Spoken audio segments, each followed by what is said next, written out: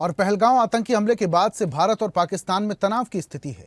इसी बीच दोनों देशों के बीच संघर्ष चल रहा है। पाकिस्तान के साथ तनाव को लेकर सीएम डॉक्टर मोहन यादव ने प्रतिक्रिया दी।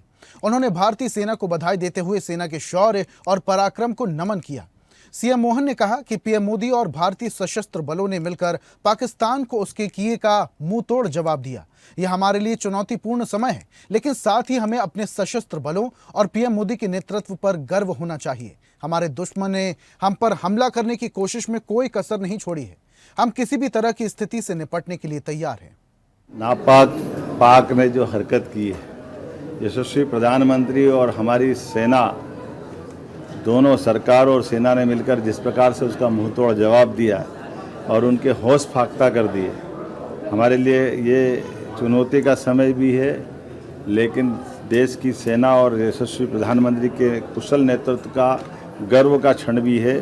बीते 11 साल में जिस प्रकार से सभी विभागों को लेकर के माननीय प्रधानमंत्री जी ने देश और दुनिया में अलग पहचान बनाई, लेकिन उतने ही समान रूप से देश के ऊपर कभी ऐसा दुश्मन कोई हमला कर दे तो देश उससे निपटने में आधुनिक टेक्नोलॉजी के माध्यम से कैसे सफल हो, इसका उदाहरण हमने सबने देखा है। दुश्मन ने कोई कसर बाकी नहीं रखी। चारों तरफ से पंजाब, राजस्थान, जम्मू कश्मीर, हरियाणा, हर तरफ से उनने अपनी सारी कोशिश कर ली, लेकिन हमने सबने देखा और दुनिया को दिखाया माननीय प्रधानमंत्री जी ने अपने माध्यम से कि हमारे पास आधुनिक सुविधाओं के साथ साथ वर्तमान में सुरक्षा के लिए भी और सारे प्रबंधन सेना ने माननीय मोदी जी के नेतृत्व में रखे, जो विकासशील देशों में कभी इजराइल में, अमेरिका में ही देखते थे, वो सब हमारे पास है। हम सब अपने आप को अगर महफूज रखे हुए हैं तो अपनी सेना के और वर्तमान के इन संसाधनों के बलबूते पर मैं माननीय मोदी जी को धन्यवाद देना चाहूँगा, माननीय रक्षा मंत्री, माननीय गृह मंत्री,